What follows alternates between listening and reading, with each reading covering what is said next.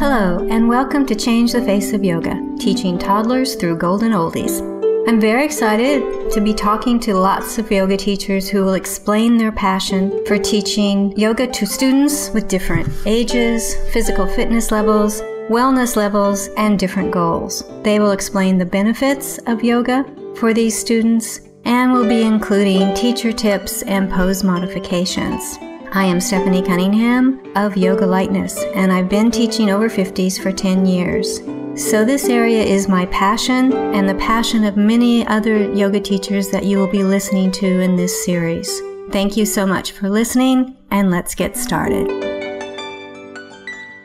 This is Changing the Face of Yoga, and this is episode 110. My guest is Linda Lang, and Linda was on earlier in the year, but she said something that really intrigued me. I have taught seniors, mature adults, for over 10 years now. And the way she talked about it was very, very different from the way I taught. And I wanted to explore that a bit more.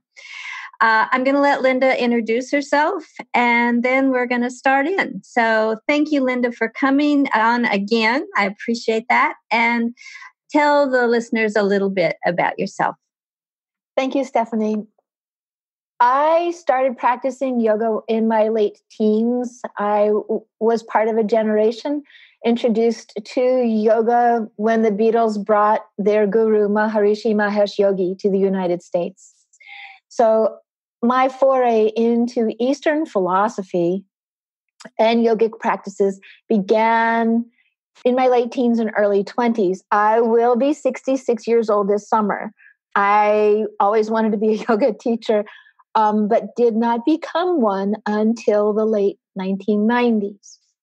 So now I am a full 20 years into a teaching career. During that period of time, for about 15 years, I taught as full-time as I possibly could in studios, community centers, memory units in assisted living centers.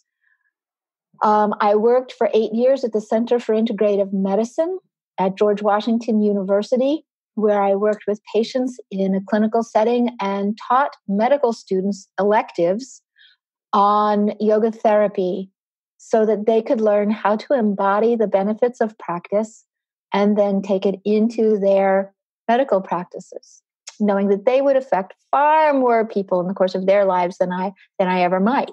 So that's my work in a nutshell. I do my best to educate in the greater community in the Washington, D.C. area through the Smithsonian institution there. There are Smithsonian Associates educational programs. And I mentor other yoga therapists and train yoga teachers when I can. Great. So you have the whole spectrum there. Pretty much. Pretty much. And I appreciate the communication issue, I think, or efforts, because those are really very important, I think. Yes. We were talking earlier, and we decided the first thing we're going to start with is, what does it mean, or when do you become old? What criteria would you be looking at, Linda, if you had to define it?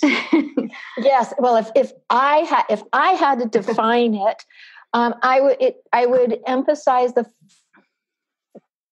experience of working with individuals in their late 40s and 50s who, because of illness or debilitating conditions or the impact of medicines, chemotherapy or radiation, accidents, trauma, might consider themselves old because they are no longer feeling vital and already feeling quite limited on many different levels. So I can tell you, I've met people in their 40s and 50s who have the characteristics of people who reach into old age and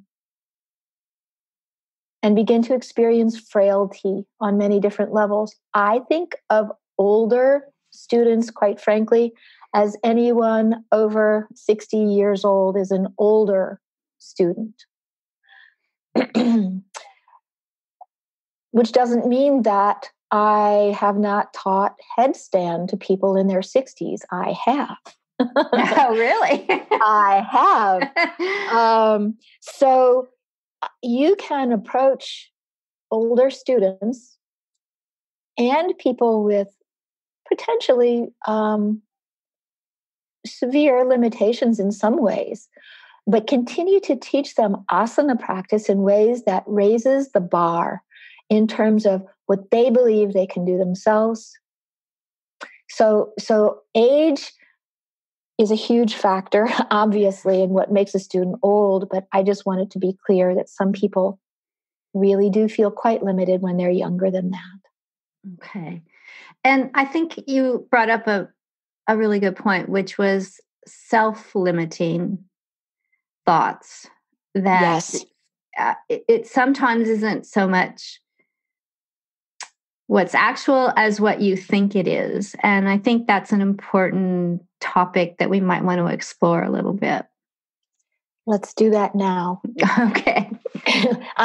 It is one of the greatest obstacles. And because yogic philosophy focuses a great deal on obstacles, and the deity of Ganesha is the remover of obstacles, it's nice to be able to literally bring these very profound images into the classroom, working with students, particularly older students, and remind them that the stories that they tell you about themselves physically are meaningful to them.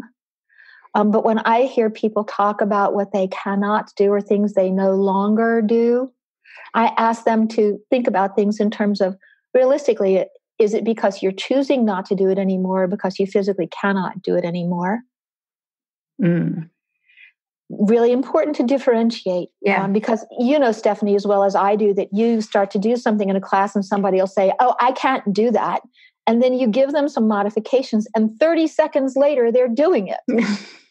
Yes. So my suggestion to anyone who wants to know more about self-limiting thinking is to think of the things that you feel you cannot do, or in the past did not think that you could do, that you have already overcome.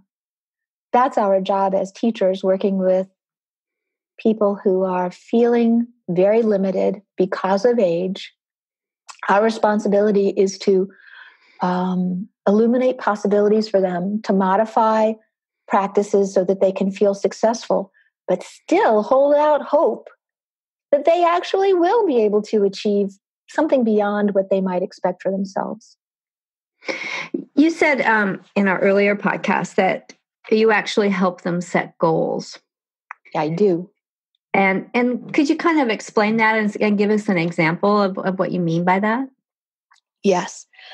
I'd like to differentiate intentionality from goal setting. If I come to the mat with an intention of quieting and calming my mind while stretching and relaxing my body, that's a very nice intention. But if my goal is to create strength, then I approach my practice with a different intention. I'm being very specific that there's an outcome. Goals have outcomes. So let's imagine, this just happened to me this morning. One of my students is 82 years old, and she works with a physical trainer. She's got a lot of individual strengths in her body, but she has some inherent weaknesses in her feet and her hands. So if we don't pay attention to building strength from the tips of her fingers up into her knuckles, her palms, her wrists, all the way up to her elbows and shoulders, whatever strength she has in her biceps and her triceps and her trapezius muscles and whatever's going on in her neck and back, if she loses strength in her hands, she will become diminished with her strength in the rest of her body. Mm-hmm. Same thing is true with her feet. So we set a goal this morning of being able literally to bear weight longer in her hands, doing a variety of different postures. that were not totally weight bearing, where she had a lot of control over her movement. And she was ecstatic because she started off saying, "Oh, my arms are tired, my shoulders hurt already." And we just went immediately to the modifications. And she said, "Oh, this is great. Oh, if I just do it isometrically, oh, I really can feel my strength there. Oh, I really feel the weakness there. Oh, I really feel the vulnerability in my neck." So by being clear about the goal, she started sensing things in her body and asking me questions and giving me feedback that I could use to illuminate her challenge and help her feel successful by building on existing strengths rather than saying, "Oh gosh, well, I guess that's just going to be a weak spot," and going on to something else. Another goal, for instance, it's really important with older students, is being able to walk longer distances to build endurance and resilience. Be able to hold certain poses longer. So let's say my goal with you, let's say that when we practice tree pose, you always hold on to the wall or the chair. My goal with you might to be you're going to practice tree pose using my index fingertip. And then the ultimate goal is for you to be able to practice tree pose without using a support, having it close enough by, but to begin to play with the possibility of becoming stronger, more balanced, more grounded. Another goal might be to say, normally we practice 15 minutes doing these specific asana. Let's expand to half an hour. Or my expectation of you in your home practice, your homework. I don't want you to just practice this for 10 minutes once a day. I'd like you to practice it for 10 minutes in the morning and 10 minutes at night. That kind of thing. Finite goals. Okay. So these are all more or less physical goals, balance and endurance and resilience. Do you also work with them on more emotional or mental goals? Yes. This same woman this morning yes. She's got a lot of aches and pains. And she said to me, "Oh, you must be so tired of me complaining."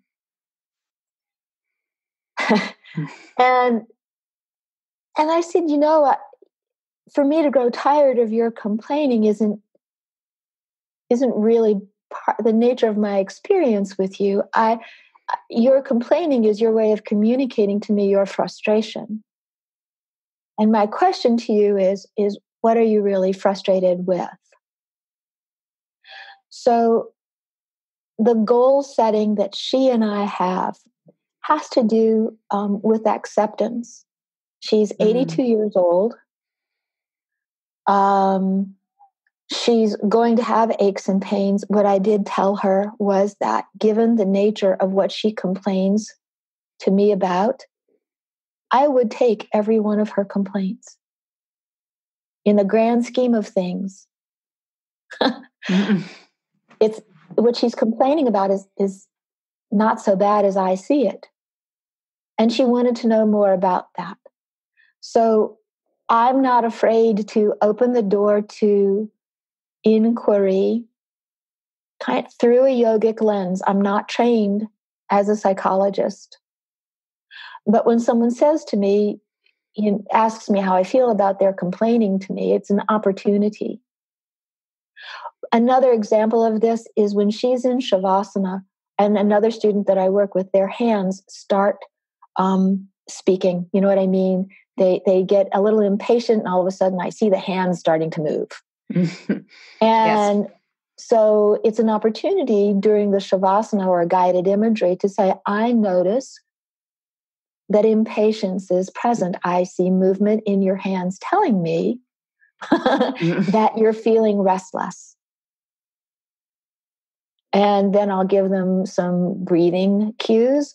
I might ask them to place their hands on their belly. So for instance, the goal of my noticing I will be very clear about it. I will ask them to put their hands on their belly in a specific mudra. I will tell them what the intention of that mudra is.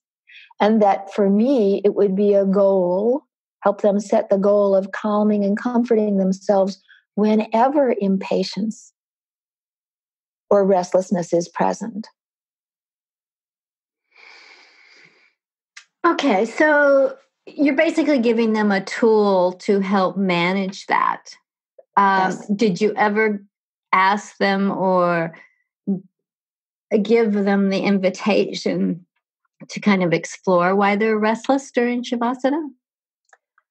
I have. I have. And usually the answer has to do with the fact that people are challenged by stillness. Mm. They're happy to move at my instruction or invitation. They're happy to try the pranayama. But lying quietly in the presence of another person has a certain intimacy to it. And sometimes somebody will say, it just feels weird for me to be lying here quietly with my eyes closed or open in front of you while you're just talking to me and I'm not doing anything.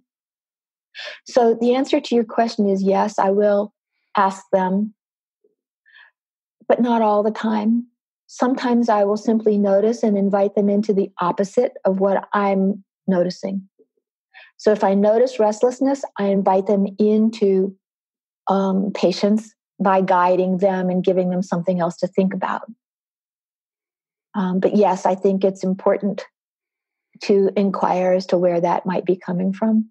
So I will do that, but it depends. If it's during the course of class, but if it's already in Shavasana and I want to try to set a tone that they can remember, Mm-hmm. I might not do the inquiry then. Maybe if I'm doing yoga nidra with them, it might be more appropriate to inquire. But sometimes I just will guide them to a state of mind that would be more, what shall I say, appropriate. Yeah. No, I understand. I'm just rather fascinated by this idea. I feel like I've really concentrated on the physical issues of people aging, and that I haven't been as noticing or open to some of the mental issues. I have, as I'm sure you do, that insomnia can be a problem. So my group really loved, I always do a yoga nidra at the end. And that always went very well. But I know what you're talking about. That's the first thing I would do as I was talking, is looking around and saying, is there anyone restless here? Is there anyone that's not really going into it? And yeah, I think that's something you do. But I never addressed it, shall we say. And go ahead. Well, you have permission. You have permission to do that. And I think that that's part of your voice. And I will tell you that I think it's one of the things that has made the biggest difference in my teaching.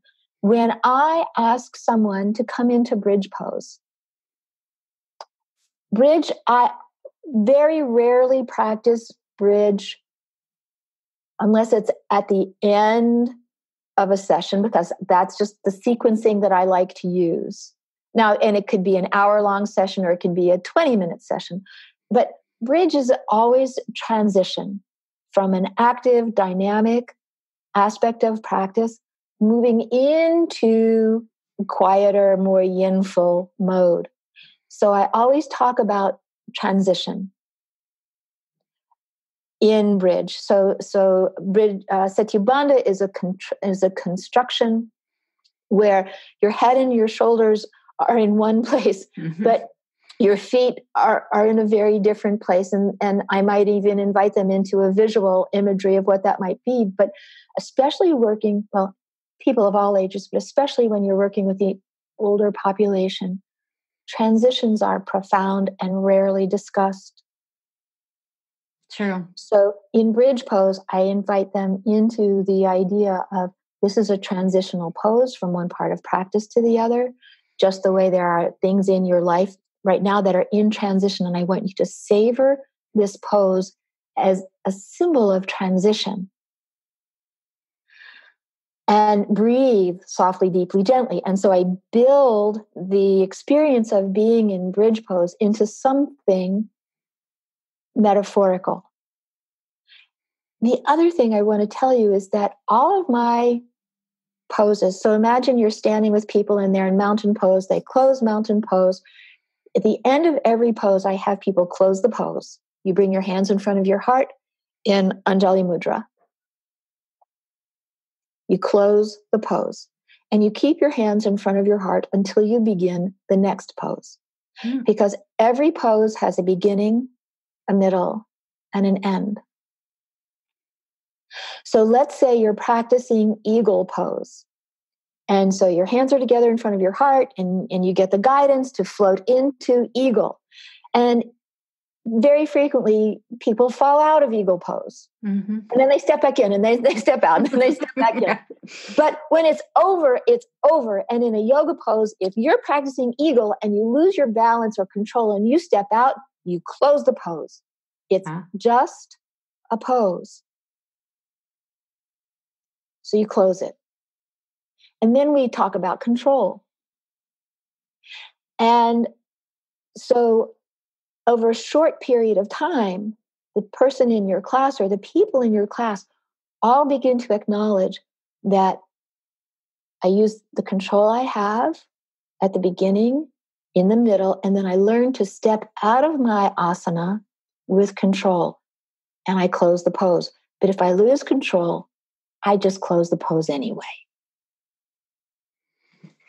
So by teaching people about transition and process and beginning, middle, and end, you open the door to deeper conversation. Yes, I can see that. That would be something that was very easy to take off your mat and think about how much control do I have, and not walking away, but closing something down that really needs to be closed down. Because sometimes, at least I used to run into students who were really, well, the word you used was acceptance, which was, no, I know I'm this age and yes, my body's changed, but I can still do all this stuff, and you're going, well, okay, but have you thought about doing it this way, and I think that I really love that idea of closing the pose. I never have done that, but I just might take that one up. Good. Yeah. I think I just think it has real value. I really do. People move through life with certain sets of expectations and believe that part of my responsibility as a teacher of yoga is to help people have realistic expectations. And sometimes that can be demoralizing. It's my responsibility to keep it uplifting and affirming. So I might have realistic expectations for one student who at the age of 72 retired and immediately fell into quicksand, emotional quicksand, psychological quicksand, physical quicksand. It manifests as a quick onset of arthritic conditions, die-hard, tough man who went through a series of falls, triggered by one very terrible fall. And we have been in the process over the last 2.5 years of reclaiming strength. Now, something else I want to talk about teaching older students, and this is really important, given our scope of practice as yoga teachers, it's really important that your student know the impact of side effects of the medications they're taking. Yes. It doesn't come up in yoga classes in the community, but it will come up when you start teaching older people, because there is a tendency, unfortunately, for people to be on more medicines. I can't tell you how many people I've worked with who have, after our classes, sat down with their physicians and gone through the physical complaints that they have had once they realized that the onset was coincidental with taking these medicines. So in our work, it's critically important for us to be very clear with students that some of the things that they may talk about in terms of self-limiting or aches and pains that create something called kinesiophobia, which is fear of movement, can really arise from side effects of medicine. Yes, when I had my intro forms, I always asked how much medicine they were taking, and I was sometimes just appalled at 15, 18 different kinds of pills during a day. And I thought, how can anyone figure out how all of those side effects are acting and interacting? And I just, but yeah, it's a very important thing to do, because often it does affect balance rather badly. And so that's something you want to be aware of. And yeah, I'm kind of anti-pills these days. Well, it's easy to be, but it's important for people to know that many cholesterol-lowering drugs create extreme joint pain. Drugs, and I'm not sure what family tamoxifen is in terms of the type of drug that some people will be put on a 5-year regimen after a cancer treatment. Those drugs can create inordinate joint pain that simply go away when the drug is discontinued at the end of those 5 years. But people don't know it. So there's this fearfulness. And this is the other thing that's really important when we're working with older students, is that there are legitimate fears. The fear, I mean, not that no fear is ever not legitimate, but if my short-term memory seems to be fading and I'm taking Lipitor and I stop taking Lipitor, the chances are very good that my short-term memory will be better. Yeah. And that's a side effect that's on the bottle. Mm. So we need to be aware of teachers that, without coming across inappropriately, we want our students to be as well informed as they can possibly be about what they're experiencing in their bodies and why, and continue to try to build strength where there seems to be weakness, but be really careful, because if I have a lot of pain in my shoulders, I'm going to be afraid to move, and that fear alone is going to trigger pain. Mm-hmm. So that's the other thing I would say in this realm of working with people who are older and whose bodies may be becoming more compromised because of the impact of medicines. We need to know more about what our students are experiencing and why, and tailor our asana and pranayama and practice with them and whatever philosophical discussions we have to really try to help them cope with what can be quite overwhelming. Yes. Well, you really wouldn't want to make a decision of taking something like the cancer drug that supposedly keeps it from coming back, as opposed to having all the side effects. I mean, that would be a horrible decision. Well, yes. Yeah, but my idea is not that I would never. So this one woman who used to be in my classes stopped coming because she developed terrible pain in her wrists. And I suggested that she never had pain in her wrists before, and that my hunch was that it might, I'm not a diagnostician, I'm not a doctor, but it might be something to do with her medicine, but just to keep it in mind. But she was becoming so demoralized that she thought this was an arthritis. She thought it was another comorbidity. And in fact, at the end of those 5 years, when she went off her medicine, she had no pain in her wrists. So really, it's more of an education thing that said, these kinds of things might be happening, but it might not be your body. It might be a side effect, which to me, if someone told me that, that would be a very positive piece of information for me, because it can turn around if you start taking the medicine for whatever reason. It's no longer diagnosed or whatever. But I think that's really important. I have someone who has Parkinson's, and the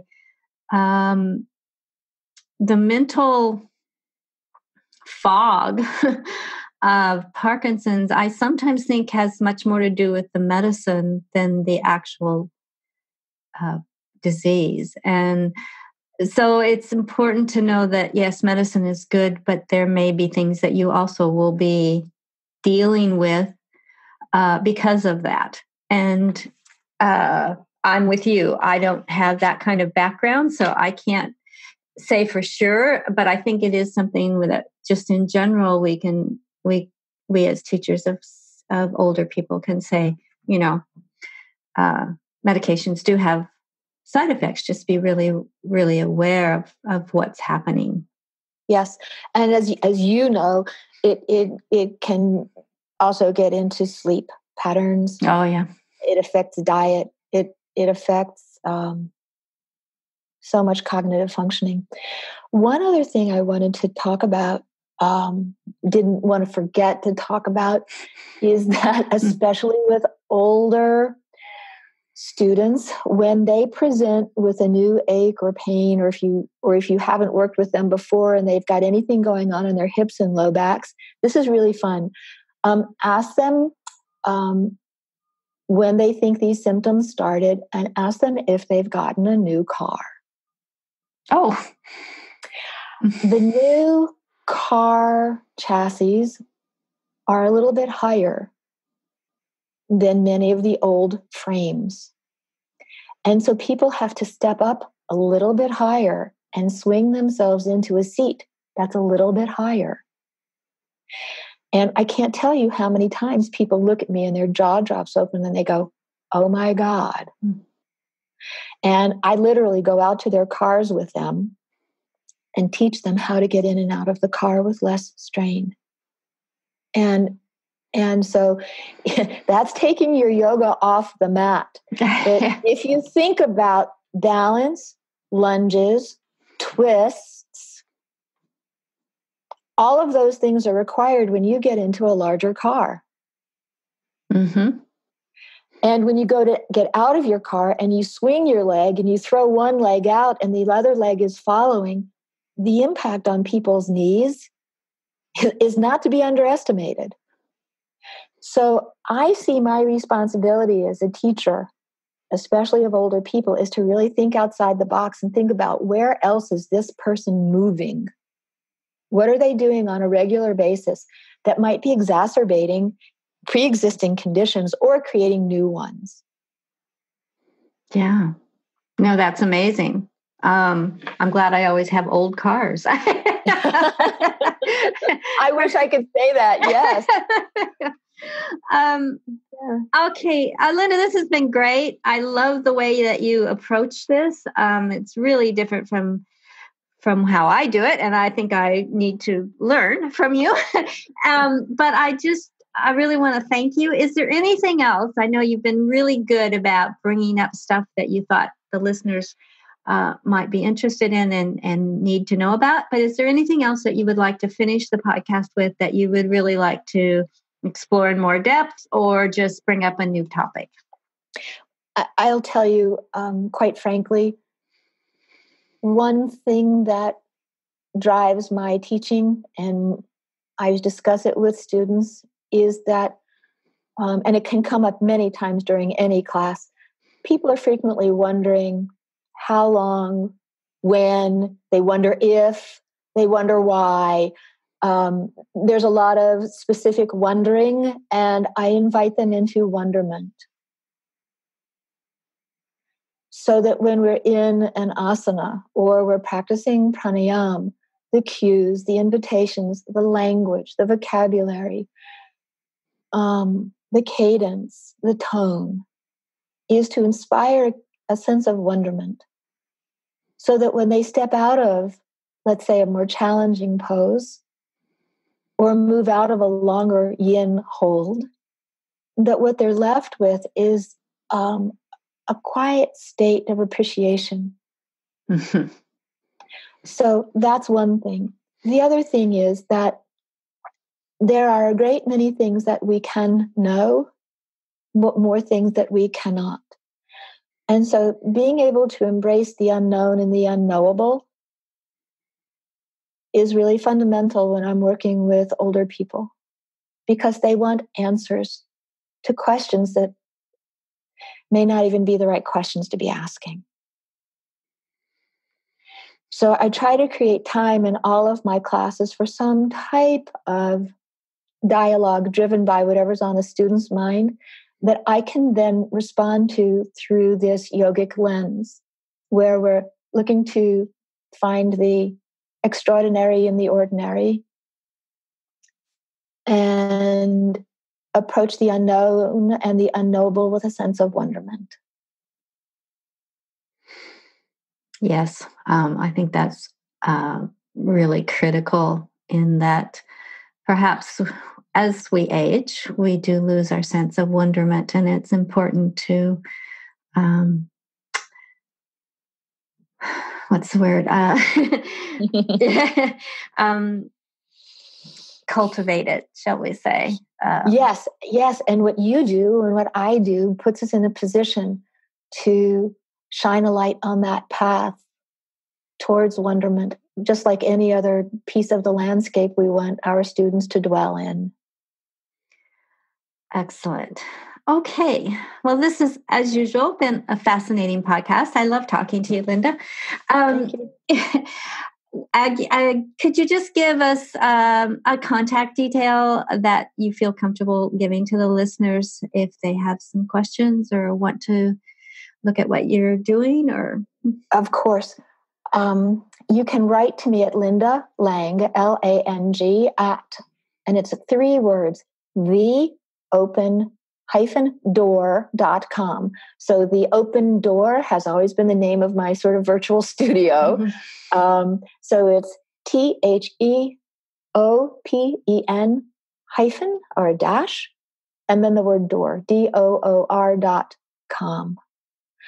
My websites are therapeuticyogadc.com and yogaasLifestyleMedicine.com.